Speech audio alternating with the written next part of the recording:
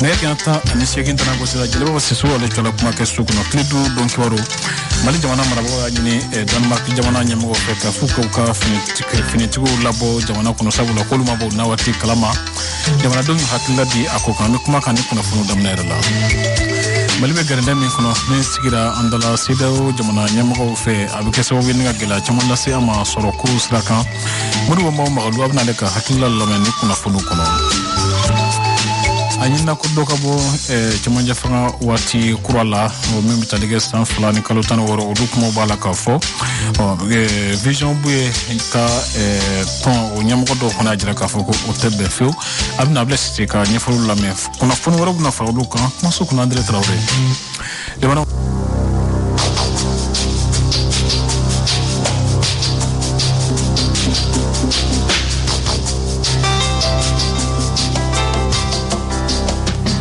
Sarakele nega kanya tan ani shegin sa jaluba sisu wala chola kuma ke sukuno mali jamana marabo ya nyini ka fo Denmark jamana nyamgo katanu ko kele cho ka boya sawula kulu mabu na wati kalama jamana dum koni hakila di akokanga marem ko telama ni ko ina Bamako ma chama de yira ka fo ko frontière teme fanga nyamo yujo ujorola ko sabula amake bunya kono fini tigibere tse ka bo jamana ko kan kana do ka jamana kono ni ka yamare te ala halina ya soro benga sebenbi francini mali nyamo ni nyonche sorasiya bunako sanfe akakan bataki de kachi umo momba ira ka fo Danemark sorasio bi kankana ambe frontière fanga de la anya yesedi awo ka communiquer lo ko force d'attente sigile do ka makono ni ke o ni sorasio masonkolo ubuta ka to delose olu fana tinu sigiloto ka fo sorasio kulu bi ka je kana mali konnana ko oluti aywa fenfo ministre musuni mi fo sa chepa anka jamana yanga jamana de gouvernement mi mamuru mo million nani de boraka gouvernement soutenu ka transition soutenue na ko c'est illégal c'est illégitime aleta kalama élection madalika kem malila ni président mo million fla 8 million sabaye président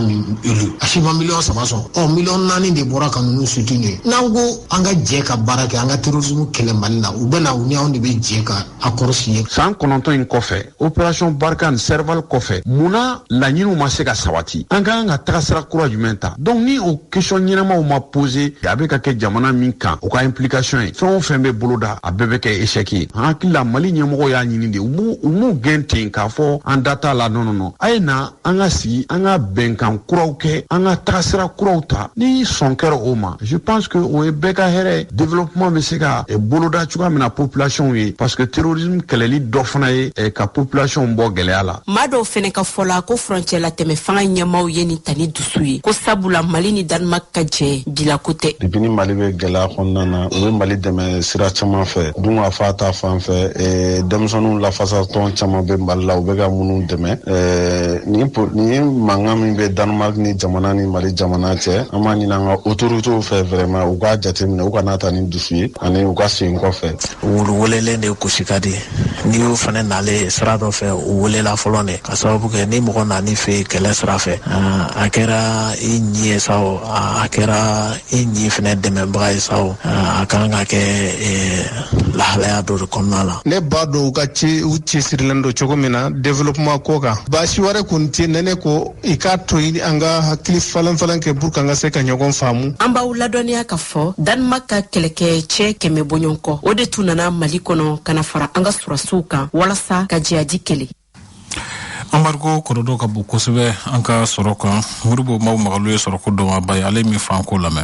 frontière datunin ni on a soro la je jamana ngono mali keme sarara la bi woro o be sani ferere la abe foma ame mi fere ko fe na be foma exportation ana mi san ko fe na be foma ko importation anga client nya fi na anga client saba belbele ba saba abe damne Senegal de fe anga minan ni on a musaka ere duna ye jamana musaka be soro mina ambe sanu ne fere ko fe bon sanu o problème to la te ko se barça sanu te fere la CEDEAO o konnala sanu me fere la Afrique du Sud et enfin Suisse donc keme sarara la samba flani mugana anye sanu tuye ke bishegi ani flari keme sarara la mi fere la ko fe aw koro ko tan shegi noronde sera malion ko tan shegi kori woro e milliard keme ani bi woro ani kelen ani comment ça s'appelle animaux vivants baganw o tun ye saba ye kɛmɛ sarada la donc o ye miliyari bi segin ni kɔ ye bon miliyari bi segin ni kɔ ye o de ye an ka bagan maralaw a wari bɛ s'olu de ma bon o kɛmɛ sarada fana la 55 bɛ taa Sénégal de 35 bɛ taa Côte d'Ivoire donc olu bɛ feere CFA la an ka bagan maralaw b'o CFA sɔrɔ a bɛ t'olu poche kɔnɔ bon n'i ye frontière datugu k'olu kana se k'u ka bagan feere i ma i ta ɲangi o i ye o bagan feerelaw de ma ɲangi olu dun ye chef de famille de i bɛ don n'olu ka sɔrɔ mais don n'olu ka sɔrɔ la mais o ni chronogramme bɛ ɲɔgɔn ye sira la o ni chronogramme tɛ ni politique tɛ ɲɔgɔn ye an tɛ par ça olu tɛna sogo sɔrɔ mais an ka mɔgɔw fana tɛna sɔrɔ kɛ kɔri mɔgɔw tɛ k'a jateminɛ nin ye guerre économique de ye i mago tɛ ka marifa ta o n'i bɛ fɛ ka jamana ci i b'a ka économie de nagasi non k'a lanɔgɔ tɛ k'a nagasi mais kɔlɔlɔ min bɛ k'o la o ka jugu fana na bon donc kɔri degun donc mɔgɔw bɛna kɔri maliyɛn miliyɔn 5 ɲɔgɔn de ka balo bɛ bɔ kɔri in na kɔri ɲɛna cogoya min na ɲinan n'an ma kɛ premier an bɛ kɛ deuxième ye an ni Benin de bɛ ɲɔgɔn na ne yɛrɛ bɔra Benin an ni Benin de bɛ ɲɔgɔn na kɔri ko la ni frontière datugura kɔri bɛ taa feere cogo di ka gɛlɛn ni kɔri ma feere sɔrɔ bɛ kɛ cogo di olu bɛ sara o ye mɔgɔ joli ɲanginen o ni chronogramme bɛ ɲɔgɔn ye sira la o ni politique tɛ ɲɔgɔn ye sira la o ye maliyɛnw ka sɔrɔ de ye i y'a faamuya donc gɛlɛya bɛ na o sira de fɛ mais n y'a f'i ɲɛna fana k'an ka sɔrɔ la n ko 100 sara la 60 o ye sanni feere ninnu ka frontière bɛ datugu an k'a kɛ an bɛ taa Conakry ani Nouakchott mais olu pɔr'u ka dɔgɔ ni Abidjan ni a bɛ waati jan de ta dɔ bɛ fara a sɔngɔ fana kan donc ni hali ni minɛnw sera yan a tɛ se yan joona wa dɔ bɛ fara a sɔngɔ kan mais ni commerçant y'a la na ti sɔngɔ la n'a gɛlɛyara mais u bɛ dɔ de fara a kan donc fɛnw bɛ gɛlɛya jamanadenw bolo donc i bɛna ye fɛnw sɔngɔ bɛna yɛlɛn dɔɔnin a ma dabɔ sanction ko dɔrɔn kama dɛ a dabɔra kɛlɛ de kama ka jamana in nagasi kulu min bɛ wele ko vision bu ye olu kɔnɔ jira k'a fɔ ko cɛmancɛ faga waati tɔ dɔgɔyali kosɛbɛ ka jigin san 3 jukɔrɔ ko tɛ olu fɛla ye u ka kumalasira dɔ ye Ablaye Sise an ka lamɛn an tɛ se k'a fɔ ko c'est officiel mais an y'a mɛn k'a fɔ san 2 ka taa bila kalo 16 o kumaw bɛ ka fɔ vision bu ye pour le Mali o kuma in ye an tɔɔrɔ ka d'a kan an mago b'a la an de ko san 5 assise kɔnɔna na n'a ma ɲɛ a bɛ kɛ dɔ bɛ bɔ san 5 la an man kan ka jigin san 3 duguma an bɛ min fɔ an ka autorités ye u k'a bila u kunna k'a fɔ Mali denmisɛnnin fara makɔrɔba kan an t'a fɔ Mali dɔrɔn bi an b'a fɔ diɲɛ bɛɛ b'u kɔ o tuma ni diɲɛ bɛɛ b'i kɔ ni fɛn o fɛn fɔr'i ye a fɔ i bɛna taa diɲɛ mɔgɔw ɲininka ka segin ka na n'u seginna ka na peuple bɛ kuma min d'u da u b'o lase CEDEAO ma ni CEDEAO y'o respecté a kaɲi n'u m'o respecté n'u bɛ se ka min kɛ ka fara embargo kan u b'a kɛ o dan de embargo ye min fila an kunna bi maintenant embargo ye a bɛ ka olu de tɔɔrɔ ka tɛmɛ anw kan ka d'a kan embargo bi n'i y'a jateminɛ Côte d'Ivoire jɔlen don Sénégal jɔlen don minɛn min bɛ bɔ Sénégal ka don Mali la don o don Sénégal recette jɔlen don peut-être a bɛ se ka kɛ hali u ka mɔgɔw hali u ka fonctionnaires sara bɛ gɛlɛya u bolo maintenant an b'o dɔn ka ban an man kan ka siran an man kan k'an kɔtɔrɔma bɔ an man kan ka yira k'a fɔ an bɛ taa fɔ k'an b'a a transition k'a fɔ ko an b'a dire k'an b'a négocier an ka to an jɔyɔrɔ la u bɛna sɔrɔ yan an y'a ye bi Laginɛ exemple min ta Mali nɔfɛ an y'a ye bi Burkina ye min kɛ Mali nɔfɛ jamana wɛrɛw bɛ yen o Sénégal bɛ yen nɔ hakilina dɔ bɛ yen o Niger les 30 olu ka kan ka bɔ Côte d'Ivoire hakilina dɔw bɛ yen nɔ siran yɔrɔ foyi tɛ yen nɔ Maliyɛn cɛ fara muso kan o bɛɛ y'u bolo di ɲɔgɔn ma ka da cɛkɔrɔba in ka kuma kan n'o ye Buye Hayidara ye Ala barika la o tuma o kuma kelen a carina Mali fan bɛɛ a carina diɲɛ yɔrɔ bɛɛ la o tuma an bɛ min f'u ye u k'u jɔ u jɔyɔrɔ la an fana jɔlen b'an jɔyɔrɔ la même ni embargo kɛra san 3 ye ni Ala sɔnna a ma an b'a ten ka da min kan ka d'a kan a b'an dusukun de la an bɛ wuli n'a ye an bɛ sigi n'a ye mais an ye fɛn dɔ fana remarqué dugu kɔnɔ f'an k'o fɔ wajibi de ye nin jɔyɔrɔ in na an y'a ye DNCC mɔgɔw ani mɔgɔ minnu bɛ ka taa contrôle kɛ butigiw la sisan nin yɔrɔ in na kibaruya sera n ma k'a fɔ n ka kuma la o tuma ne ye Sénat Mali président ye collectif national des acteurs de marché du Mali Mali sugu ka bɔ Kayi ka taa bila Kidali Ala barika la o ɲɛmɔgɔya bɛ ne bolo bi o tuma na ne bɛ se ka min fɔ a la n'u sera détaillant min ma n'a ye facture bɔ ka yir'u la grossiste min y'a feere u ma u k'o ka facture minɛ k'o wele e ye sukɔrɔ feere ou bien malo ou bien nin fɛn in feere nin prix in na mun na maintenant ale de ka kan ka interpeller mais ni ale taara sukɔrɔ feere 5000 ani 700 ni e ko a tigi k'a détailler 100 o ye 5000 ye ɔ ni olu ma sɔn k'a ta crise wɛrɛ fana bɛ na tuguni parce que ni olu ko k'u tɛ taa ta a bɛ na feere cogo di a ma nɔgɔn maintenant sisan olu bɛ se k'a ta k'a feere 120 o ye wajibi ye o parce que ni olu y'a ta 5000 ani 770 ani 50 n'i y'a feere 120 o bɛ bɛn 6000 de ma c'est que u nana kuma in fɔ ye sisan an ma hakili t'o la n'i ko mɔgɔw ka mɛn sigi la min sigilen bɛ nɛgɛso da la o tɛ se ka mɛn sigi la dɛ o tuma na an bɛ min f'u ye embargo ye tiɲɛ ye sanction ye tiɲɛ ye mais n'an yɛrɛ labanna ka ɲɔgɔn bisi ko dɔ bɛ yen a k'a ka jagokunin bɛɛ don jamana na k'a sɔrɔ fɛn tɛ ale bolo e dun ka kan k'ale dɛmɛ de a tɛ nɔgɔya o tuma na an b'o yɔrɔnin f'u ye kulumi be wule ko SNC pa nulu be wuli ka joga wasa jisun mo ska suru mali de bala jele fa chugo mina o yakuna fondelo wule kunungo ninga nyafol do ko bala tablo do ko burema tambalaba ali akonyema ankaka nyafol la me i b'a dɔn ji ni sanuya o gɛlɛyaba bɛ maliyɛnw kan o gɛlɛya ni an y'a ɲini sodi civil ka baara sen fɛ o gɛlɛya ka se ka nɔgɔya an bolo an y'a kɛlɛ daminɛ a mɛnna bi ko tɛ mais fɛn bɛna waati de don an y'a ŋaniya ɲinan k'a fɔ a mun ye gɛlɛya mun nana mali kɔnɔ yɛlɛma mun nana mali kɔnɔ o sen fɛ an y'a ɲini ni yɛlɛma bɛ kɛ sɛnɛw la mun ye an ka laɲini an ka se ka a bila kɔnɔ pour que mun ye an ka hami ye mun ye maliyɛn to n'a cɛ bɛɛ ka ji sɔrɔ a sago la bɛɛ ka se ka saniya fana sɔrɔ a sago la o de y'an ŋaniya ye bon o tɛ se ka sabati tant que mun ye sariyaba ye an bɛ mun fɔ constitution tant que baara ma kɛ pour que mun an ka laɲini mun ye a ka se ka kɛ constitution kɔnɔ donc an ka baara ye mun ye an ka se k'o sabati donc o sen fɛ an ye document dɔ dilan an bɛ mun fɔ n'o de plaidoyer o ye mun ye lafasali document de don mun b'a jira k'a fɔ ji ni saniya o ye fɛnba de jamana kɔnɔ donc an kan ka don ba la pour que an maliyɛnw an ka se ka ji sɔrɔ saniya la parce que n'i ko ji e fɛn bɛɛ de fɔ wari sɔrɔ sira économie santé éducation o foyi tɛ se ka yɛlɛma ni ji mais an yɛrɛ bolo an ka sɛnɛba kɔnɔ a t'a la au-delà de ça an ye ministre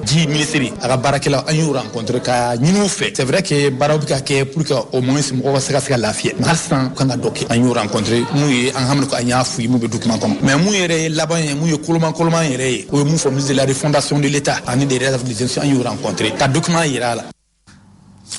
o kɔfɛ sa min bɛ tali kɛ balo lakana ko ɲuman walasa don ka fa ka se ka sabati o wulikajɔ dɔw bɛ senna programme alimentaire mondial fɛ Fanta Jakite u ye kunnafoni dɔw bila ka taa minnu sɔrɔ dɔ kɛ Kolokani Fanta Jakite kun b'a la an k'a lamɛn balo la sagoliko ɲuman walasa dun ka fa ka sabati o de bɛ kɛ sababu ye ka baloko juguya kɛlɛ ka bɔ an ka jamana kɔnɔ jateminɛw y'a yira système d'alerte précoce ale ni cadre harmonisé olu ka bolo di ɲɔgɔnma kɔnɔna la k'a fɔ ko salon 2021 la mɔgɔw 57 ani kɔ o de kun bɛ baloko gɛlɛya kɔnɔ kunnafoni di jɛkulu mun bɛ yen ni olu ka baara ɲɛsinnen bɛ balo la sagoniko ɲuman walasa dun ka fa ka sabati olu ni OMS ka bolo di ɲɔgɔnma kɔnɔna la u ye tɔgɔma bolo da tɔgɔma in kun fɔlɔ o kɛra Kulukoro mara ye Kulukoro mara la u donna Nɔzɔnbugu u y'a daminɛ dɔgɔtɔrɔso kɔnɔna la n'o ye Nɔzɔnbugu CESCOM ye u ni Abdulayi Gasama u n'o masalala an ka peseliw la a bɛ ɲɛf'u ye balo minnu bɛ sɔrɔ an fɛ mais waati dɔ la an bɛ gɛlɛyaw sɔrɔ baara in na parce que n'i ye kunnafoni di cogo kunnafoni ni fɛn dɔw de fana kan ka taa ɲɔgɔn fɛ n'o o ye balow ye ani baarakɛminɛnw tuma dɔ baloko gɛlɛyaw bɛ anw sɔrɔ souvent i b'a sɔrɔ denw caman bɛ e bolo programme na minnu kan ka plombi sap ou bien plombi nati ou bien 16 bin ninnu i b'a sɔrɔ olu bɛ kɛ rupture la olu tɛ sɔrɔ la donc ce qui fait que a bɛ gɛlɛya don baara la kosɛbɛ denmansaw yɛrɛ a dɔw bɛ n'i ko ko baloko dɛsɛ b'u la dɔrɔn e yɛrɛ u bolo ye kumakolon fɔ alors que balo bɛ se ka sɔrɔ so kɔnɔ mais balo kan ka kɛ cogo min ka ladon cogo min n'o ma kɛ i bɛ baloko dɛsɛ sɔrɔ dɛ u bɔlen CESCOM na u y'u ɲɛsin mairie kɔnɔna ma bawo bɛɛ b'a dɔn k'a fɔ an ka mairie olu jɔdaba bɛ balo la sagoniko ɲuman walasa dun ka fa bɛ se ka sabati cogoya min na dugudenw fan fɛ ɲininkali tɛnkura Salifu Tarawele la n'ale ye Nɔzɔnbugu mairie o secrétaire général ye sɛnɛ kan ka don ba la pour que dun ka fa ka se ka sabati ça veut dire que mɔgɔ o mɔgɔ n'i ye marakɛba ye i kan k'i sinsin sɛnɛ kan Mali kɔnɔ o hukumu kɔnɔna na an ka planification kɔnɔ n'o y'an ka piriseki o y'an ka gafeba ye an bɛ bolodali kɛ gafe min kɔnɔ o ye piriseki ye an kɛlen don ka sɛnɛ kow boloda a kɔnɔ dun ka fa bɛ se ka sabati jamana min kɔnɔ cogo min na ani denmisɛnninw fana ka baloko ɲuman on a eu quelques barrages pour que au moins hali ni san tigɛ na waati mun na pour que nakɔ baara ka se ka développer an ka commune kɔnɔ an ye OMS fana bolo dɔ la ɲɔgɔn bolo dans le cadre projet Right to Grow o projet kɔnɔna na fana tout juste même an ye atelier dɔ kɛ ka baloko ani denmisɛnninw ka baloko ɲuman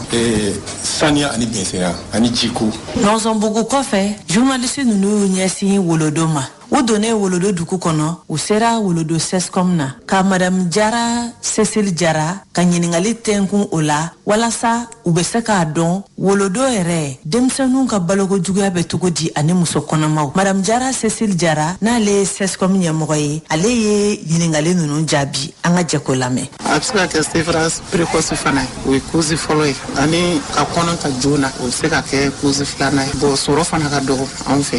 samiya donda wagati muso b'a sɔrɔ bilalen banna kura ma se an b'a jateminɛ wagati de fɛ gɛlɛya ka ca parce que ni pam bɛ to ka na ni balo min n'o banna a sɔrɔli ka gɛlɛn o le ka se an ka se ba ɲumankɛtɔn yɛrɛ ma fɔlɔ ka se ka mɔgɔ sɔrɔ min bɛ se ka population la sensibiliser parce que fɛn dɔw b'an fɛ i b'a sɔrɔ nafa b'o la ka sɔrɔ a ma se plompi ninnu ma mais an t'a nafa dɔn. Journaliste minnu ka baara ɲɛsinnen bɛ suma na sagoni walasa dun ka fa bɛ se ka sabati ani ka balokojuguya kɛlɛ ni kibaruya ɲumanw dili ye jamana kɔnɔdenw ma wulila ka se groupe dɔ bɛ yen ni o ye dugudenw yɛrɛ ka groupe sigilen ani mairie ka bolodi ɲɔgɔn na n'a olu bɛ wele ko GESAN mɔgɔ minnu kɛlen don ka dun ka fa sabatili k'o jukɔrɔma dondo ni suma bayɛlɛmali ka di denbatigiw ma walasa balokojuguya min n'a ɲɔɲɛlen bɛ denmisɛnnin kunda o bɛ se ka kɛlɛ ka ban cogo min na an ka jɛ an ka madame Jara Awa Kante ale ye Nɔzɔnbugu GESAN fɛnɛ présidente an ka jɛ an k'u lamɛn. GESAN nana Nɔzɔnbugu yan 2017 la o bɔra Kolokani olu y'an formé uri nafama ni laro nafama n bɛ barika don den na k'a daminɛ kalo 6 la fo ka taa se san 5 ma ani muso kɔnɔmaw ani denbatigi yɛrɛ an y'o kɛ ɲinan dɔ nana 2021 na an kɔni bɛ ka uri nafama dilan an kɛlen don groupe ye ni an b'a dilan don min na an bɛ welewelemada kɛ an bɛ taa dilan dugutigi ka fɛrɛba la an bɛ muso denbatigiw wele muso kɔnɔmaw bɛ taa an bɛ jɛ k'a dilan cogo ɲɛ yira u la ka dilan tuguni ka wuri in k'u kun u bɛ taa di u denw ma u yɛrɛ fana bɛ se k'a kɛ u yɛrɛ ye so kɔnɔ cogo min na k'a di denmisɛnninw ma. o kɔfɛ sa ka kɛ ni Adama Jakite ozone baarakɛla ale ka ɲɛfɔliw ye gɛlɛya caman bɛ u kan Bamako furali la an ka lamɛn. anw ye denbayatigi de ozone nana contrat signé k'an bila an ye baara daminɛ an ye ozone mɔgɔ fɔlɔfɔlɔ ni minnu ye baara daminɛ o y'anw de ye y'a ye mais ozone kɛlen don bi tabali bilabali an taara an bɛna min kɛ kalo saba jɔtɔ de filɛ nin an tɛ ozone tɛ ka sara u tɛ duman fɔ an ɲɛna a la fɛnɛ n'a y'i diya i bɛ baara bila hali an ka juru min bila n'a bɛ sarala don min na u b'a jasi ka di ma et puis o kɛlen don k'an sous-traiter k'an di n'u y'an tun bɛ ozone na fɔlɔ u tun b'an sara ye an bɔra yen u taara n'an ye RMO sisan an bɛ zone master de ka bolo kan an yɛrɛ bɛ fɛn bénéficier sa n'an bɛ se ka fɔ min na ko alhamdulilayi o ye AMO ani allocation ye peut-être allocation hali o yɛrɛ fɛnɛ o fɛnɛ dɔɔni de y'a ye. an ko an mɛn wagati na ko a ka problème ninnu min ye sarako ye ko an ɲɛnabɔra an bɛ yɔrɔ jumɛn na sisan. bon an kɔni e yɛrɛ fɛnɛ i yɛrɛ y'a mɛn cogo min na an fɛnɛ y'a mɛn ten e yɛrɛ i filɛ k'a fɔ cogo min na de ne yɛrɛ y'a mɛn tan de o ye kalo 1 ou kalo 2 de sara de di kɛ o waati na a tɔ hali sini an ma tɔ a kɔri in tɔ taara yɔrɔ a kɔni syndicat kɔni parce que syndicat o fɛnɛ tɛ ka kuma ɲɛna mais ne t'a dɔn ko in kɛra cogo min na ne t'a dɔn ne kɔni y'u ka kuma lasira dɔrɔn de dɔrɔn kana kuma ozone ka problème kan mais o kɔni o ko bɛ dogo la cogo n tɛ fɛn dɔw la. a yala wele kan bɛ bolo ka lase. bon ne yɛrɛ kɔni bɛ ne bɛ wele de kan bila ka di faamaw de ma sisan ozone ye parce que ozone bɛ yɔrɔ min na sisan an bɛ ka dugu lajɛya de o k'a essayer k'i hakili to an na an fɛnɛ denbayatigi de nin y'an kalo 2 de an tɛ ka sa tɔrɔmɛ tɛ d'an ma et puis mana ta ka taa bila yɔrɔ o bɛ taa kɛ pɛrɛn-pɛrɛn ɲɛ kɔnɔ o bɛ taa an tɔgɔli daminɛ n'u an bɛ ka furalan san an yɛrɛ ye an bɛ ka furalan san an yɛrɛ ka gudɔrɔn furanna ye i y'a ye n'u ye faama yira ko faama bɛ sira min kan dɔrɔn u bɛ taa cɛ k'an to yen k'a kɛ tɔgɔ yira ye k'a fɔ parce que k'u kɛ a kɛ komi an bɛ baara la o y'a sɔrɔ u bɛ ka an maltraiter n'importe comment an fɛnɛ dugu den dɔ an fɛnɛ jamana in den dɔ de u k'a essayer k'u hakili to an na quoi. Baraboloda kura dɔ sigira sen me wele ko Next Time Mali a kɔni baaraw kurubo karila a bɛ se sifin ma minnu bɛ b'a fɛ ka baaradaw dayɛlɛ u yɛrɛ ye Bakari Dumiya ye a ko ɲɛma dɔ ye Astan Jawara ɲininka. Ni projet ni ye projet ba de ye projet ba do mun na hakilina min bɛ projet in na o ye fɔlɔ ye projet in labɛnna cogo min o ye filanan ye minnu bɛ baara kɛ jɛɲɔgɔnya kɔnɔ projet in na o ye sabanan ye hakilina ye mun ye projet in bɛna Mali mairiw de dɛmɛ ka se ka u ka vignette ko k'a sinsin k'a ɲɛnabɔ ka mototigiw dɛmɛ u ka moto kana suɲɛ mais u ka vignette ta ka mobilitigiw dɛmɛ mɔgɔ mɔgɔ n'i bɛ transport la k'i dɛmɛ walasa gɛlɛya minnu b'o kɔnɔ k'o wuli ka bɔ yen voilà a bɛna baara caman di denmisɛnninw ma komi a y'a mɛn cogo min na u ka administrateur général ko u bɛna poste 100 de sigi sen ka Bamakɔ kɔnɔ o poste nin bɛ mɔgɔ 15 a poste kelen bɛ mɔgɔ 15 ta donc yɔrɔ o ye baara caman ye dɛ an ka denmisɛnninw bɛ yɔrɔ min na bi mɔgɔ bɛ baara la donc o tɛ filanan ye n ye min fɔ sabanan minnu bɛ baara kɛ ɲɔgɔn o y'anw ka département ye ka minnu nana an b'u dɛmɛ an b'u accompagner donc walasa u ka fɛn entreprise in ka se ka sira sɔrɔ olu yɛrɛ denmisɛnninw de don Mali denmisɛnninw de don olu de ye nin hakilina ye ka machine dilan k'a lajɛ u ni Singapour mɔgɔw ka fara ɲɔgɔn kan ka tɔ laɲa a laɲalen de sisan o de filɛ nin ye u na to baara bɛna daminɛ donc nin fɛn ni entreprise ni entreprise ɲɛnamaba de a bɛna denmisɛnninw dɛmɛ a bɛna mairiw dɛmɛ a bɛna Mali dɛmɛ ka yiriwa donc an b'u fo la k'u waleɲuman dɔn. Min bɛ tali kɛ an ka mɔgɔw bisimilalen an ma tilen ka taa ka sababu kɛ waati b'a la ka sena teliya an kɔ tali kɛ Daraman Kulibali ale Somanjɛ kun ɲɛmɔgɔba ye ani a masala ni waati laban na wulikajɔ caman kɛra u fɛ wasa ma to malidenw bɛ se ka ji sɔrɔ cogo min na Bamako ya ani an ka jamana duguba caman na an n'a masalaw kan ni jiko de bɛ lahala minnu na sisan masala kɔnɔ an ɲininkali fɔlɔ min kɛla o de ye jiko bɛ lahala fɔlɔ jumɛn de la Mali jamana kɔnɔ a ye ɲɛfɔli min kan k'o lamɛn. Jiko kun kuma cayara dɔɔni parce que n'i y'a jateminɛ Bamako yɛrɛ kɔnɔna la jiko kun ka gɛlɛn quartier minnu kun bɛ ka kɔrɔ n'i kun tɛmɛn'olu kan dɔrɔn a jiko kuma ka ca surtout ka taa a tɛ bugu yan fanw fɛ ɲamanaw ni kɔfɛ quartierw la ani n'i kun nana fɛnɛ ba kɔfɛ yan fan fɛ ka na rive gauche fɛnɛ la a kumaw kun ka ca ka sɔrɔ n'i y'a jateminɛ projet baw nana Mali la an y'a kumaw mɛn an ye ko caman ye mais malgré ça ji kun tɛ o de hukumu na an ye projet camanw lancé k'a lajɛ an bɛ se ka ji di mɔgɔw ma cogo min na o de la projets daminɛna c'est le lieu aussi ka gouvernement fo ka président de la République fo n'i y'a ye ji ko in bɛ ka ɲɛnabɔ bi président de la République a n'a ka gouvernement mɔgɔw bɛɛ ka cɛsiri don donc o de la an ye baara ninnu daminɛ k'a kɛ bi n'i y'a jateminɛ alhamdulillah projet fɔlɔ minnu kɛra bi o ye ka ji di rive droite mɔgɔw ma n'i taara sisan ministre yɛrɛ bɔra o don k'a lajɛ fɔlɔ ji kun t'u bolo dɔw yɛrɛ ko k'olu san 11 kɛ u tɛ ji sɔrɔ ni 3 heures du matin tɛ mais alhamdulillah bi olu mɔgɔ ninnu bɛɛ ji b'u bolo bon côté rive gauche fɛnɛ la baaraw bɛ ka kɛ n'i taara Marseille yɔrɔw la i b'a ye bi an ye foragew kɛ yen ka taa kulubilenniw la ka bɔ yen ka taa Sangarebugu ninnu na o fana la an ye ji baaraw kɛ yen nɔ ka ɲɛ n'i nana yɛrɛ hali Jikɔrɔni para yan nɔ station minnu kun jɔlen don depuis kuma jan an ye cɛsiri kɛ k'u bɛɛ déplacer ka na n'u ye yɔrɔ min na ji tɛ yɔrɔ min na pour que olu mɔgɔw ka ji sɔrɔ bi fɛnɛ hali n'i taara san dɔ dɔgɔduma yan fan ninnu fɛ i b'a ye foragew bɛ ka se yen ka ji di mɔgɔw ma ani Sɛbɛnnikɔrɔ yan fanw fɛnɛ fɛ Kalabanbugu ni fɛnw kalo kura fɛnɛ ni Ala sɔnna ma an bɛna projet fɛnɛ relancer Kalabanbugu pour que vraiment k'a daminɛ Samaya Kalabanbugu ni fɛnw bɛɛ ka ji sɔrɔ donc n'i y'o jateminɛ o projet de bɛ sen na o ye Bamako ye mais a ma da Bamako kelen ma n'i ye région bɛɛ ta k'a lajɛ Somanjɛ kun bɛ yɔrɔ o yɔrɔ jiko problème kun b'a yɔrɔ bɛɛ lajɛlen na donc an y'a sigi k'an miiri an bɛ se k'o bɛɛ lajɛ cogo di ka projets kɛ pour que maaw ka ji sɔrɔ nɔgɔya kɔnɔna la ani hɛrɛ kɔnɔna la o de la bi nous sommes à peu près dans plus que 30 de localités au projet in tɔgɔ de ko le projet d'accès à l'eau potable pour que ka ji di maa miliyɔn kelen ma 2021 ni 2022 kɔnɔna la ji dili nɔgɔya la a ye hakililaw ta ko branchement sociaux mɔgɔ kan ka wari min sara ka camanba b'o la k'a kɛ 4,000 ye yala jamanadenw y'a kunbɛ cogo di jamanadenw yɛrɛ kɔntannen don a ko la n'i y'a ye bi an tun bɛ se ka yɔrɔ dɔw yɛrɛ fɔ o yɛrɛ ye nisɔndiyakoba ye yɔrɔ dɔ bɛ Mali la yan ko Mahu yan'an ka na ji tun bɛ maa 2 de bolo depuis 2017 fo 2020 mɔgɔ 2 k'a fɔ ko ji tɛ dugu in na ji tun bɛ yen mais ji tun bɛ 20,000 ani 6,000 20,000 ani 8,000 la n'i y'an ka togodaw jateminɛ o se tɛ maa si ye donc an ye jateminɛ kɛ an ko n'i y'a ye maaw tɛ ka ji ta ko ji ka go ye o tɛ dɛ mais n'i ye fɛn o fɛn ye k'a bɛ nin prix la maaw tɛ se donc an ye cɛsiri kɛ gouvernement fɛnɛ sɔnna a ma k'a fɔ an ka subvention dɔ di pour que an ka ji in jigin k'a kɛ 4,000 ye n bɛna min f'i ɲɛna a jiginnen kɛ 4,000 ye kalo kelen kɔnɔna la mɔgɔ 50 farala olu ka yɔrɔ kan ten bon bi yɛrɛ alhamdulilayi olu mɔgɔw tɛ k'a dabila yɛrɛ bɛɛ k'u ka mɔgɔ bɛ ji la n'i ye banaba ninnu jateminɛ koɲakariw ni kolokaniw ni fɛnw an y'a jigin k'a kɛ fan bɛɛ ka bɔ fɛnɛ dugu o dugu bɛ yen ko ji bondo tun b'a dugu la ko ji tɛ ka se mɔgɔ ma an ye kilomètre 5 réseau extension kɛ ka taa n'a ye quartierw bɛɛ la u ka kinw bɛɛ la pour que bɛɛ ka se ka ji sɔrɔ a diyara population ye fo ka dama tɛmɛ parce que don o don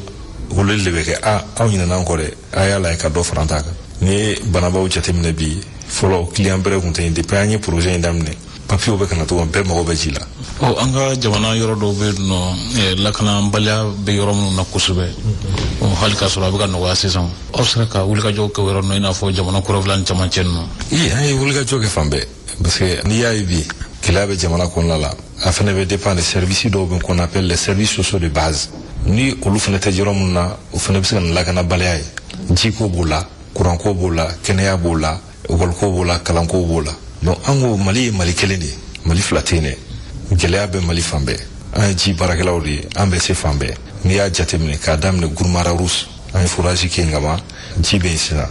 Dire an bɛ ka projet kɛ yen Gao projet bɛ ka kɛ yen Koro projet bɛ ka kɛ yen Bankas Baɲangara Kuriyanze yɔrɔ o yɔrɔ bɛ yen ko gɛlɛya b'a yɔrɔ la ni jiko gɛlɛya fɛnɛ bɛ yen an tɛ insécurité jateminɛ dɛ an bɛ taa baara de kɛ pour que au moins population fana ka se k'a dɔn k'a fɔ jamana ɲɛmɔgɔ hakili b'u la minnu sigilen don ka lafiya kama hakili b'u la c'est le lieu aussi ka yen dugulamɔgɔw fo u ka cɛsiri la yen autorités fo n'i fɔra k'an bɛ taa bɛɛ bɛ wuli k'an dɛmɛ pour que baara in ka se ka kɛ a ɲɛma. aw ma gɛlɛya sɔrɔ aw ka baara in na wa parce que nin ko in ka ca dɛ. c'est vrai baara foyi tɛ ko gɛlɛya t'a la gɛlɛya bɛ se ka na hali maintenant minɛnko yɛrɛ tuma dɔ la i b'a sɔrɔ minɛnw bɛ yen ou bien minɛn ka se yɔrɔw la ka gɛlɛn mais o man k'an bali k'an tɛ baara kɛ n'i y'a ye gɛlɛya bɛ fɛn o fɛn na hɛrɛ b'o kɔfɛ donc gɛlɛya mana na togo o togo tant que gouvernement bɛ yan tant que autorité de la transition ninnu bɛ yan k'a fɔ an k'a kɛ tan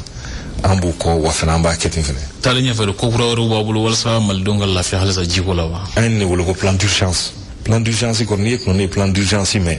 o kɔrɔ dɔ ko gɛrɛntɛ dɔ tun bɛ yen an k'o gɛrɛntɛ dayɛlɛ fɔlɔ o de ye plan d'urgence ye mais o plan d'urgence kɔfɛ projet kura baden bɛ yen n'i y'a jateminɛ kabala jibuntu min bɛ yen objectif ye min ye bi ka pont ninnu minnu bɛ yen sisan nɔ ka se ka ciw da pour que ji ka se ka traverser ka na ba côté dɔ in na o ye Bamako ta ye ko o problème ɲɛnabɔ donc olu ye perspective ye ani fɛnɛ Segu Kulukoro partout perspective bɛ yen nɔ an bɛ ka jateminɛ kɛ région bɛɛ lajɛlen na ka ji d'u ma pour que réellement bɛɛ ka se ka wasa jiko la pour que jiko kana kɛ problème ye bilen Mali kɔnɔna la o perspective bɛ yen nɔ qu'on appelle un plan perspective maintenant 2022-2024. e ka kuma kunjɛ kuma ye jumɛn ye ka ɲɛsin sigidalamɔgɔw ma kɛrɛnkɛrɛnnenya sabula olu jɔyɔrɔ ka bɔ a ka baara ninnu na. k'u fo ka faamuyali la parce que n'i y'a jateminɛ mɔgɔ tɛ se ka foyi kɛ bi ni ji tɛ donc ni jiko ye fɛn o fɛn ye a ko ka gɛlɛn mais u ka faamuyali la k'u fo k'a f'u ɲɛna an bɛ baara la baara o baara bɛ ka kɛ jiko la a dabɔra olu de kama k'a f'u ɲɛna fɛnɛ ji min don ji sanuyalen de bɛ traité k'a bila ka taa bon n'u y'a ye fiti bɛ yɔrɔ min na cogo dɔw cilen don yɔrɔ min na u kana hésiter u ka SOMAGEP mɔgɔw informer an yɛrɛ ka fɛn dɔ bɛ yen nɔ u b'o wele ko SOMAGEP info n'i tora o site yɛrɛ kan i mana message o message bila ne b'a sɔrɔ donc mɔgɔ bɛ yen u kana tɔɔrɔ u la u kana sɛgɛn n'u ye fiti yɔrɔ o yɔrɔ u k'an wele u ka SOMAGEP mɔgɔw wele k'a f'u ɲɛna an ka t'o bɔ yen parce que n'i y'o yɔrɔ datugu ji min bɛ ka bɔ a bɛ taa di maa wɛrɛ ma o fana bɛna se ka kɛ ji ka taa yɔrɔ caman fɛnɛ na ka sɔrɔ ji tɛ yɔrɔ min na vraiment jamanadenw k'u bɛ fo parce que ni jiko problème bɛ yɔrɔ o yɔrɔ u bɛna fɔ an ye n'u y'a fɔ an ɲɛna fɛnɛ an bɛ se ka min kɛ an b'o kɛ k'u nimisi wasa. Dramana Kulubali SOMAGEP ɲɛmɔgɔ bɔra legi de tun y'an ka mɔgɔw bisimilali Kiledu soba kɔnɔna na ka bɔ kuma kɔnɔna na ka sɛmɛntiya k'a fɔ miridisiri kɔni ye bataki dɔ kɛ ka jira k'a fɔ viɲɛti deli mɔgɔw ma mototigiw ko kɔni jɔra fɔlɔ ka sababu kɛ lako dɔw ye nka ko wulikajɔw bɛ sen na teliya la waasa min b'a to mɔgɔw bɛ se ka viɲɛti sɔrɔ cogo min na Bamako commune 4 ani commune 6 ka fara Bamako mairie-ba yɛrɛ kan ko cɛsiri dɔw bɛ sen na gɛlɛya minnu bɛ yen nɔ waasa ka olu ɲɛnabɔ fɔlɔ ko a ko tɛna mɛn mɔgɔw bɛ se ka taa viɲɛtiw ta ko kura ye baara an b'u sunzuri a kumaso kɔnɔ André Traoré Etienne Ɲare ale tun bɛ ka kunnafoniw fara ɲɔgɔn kan i ni ce baara ɲɛna Jobɛrɛ Ibrahima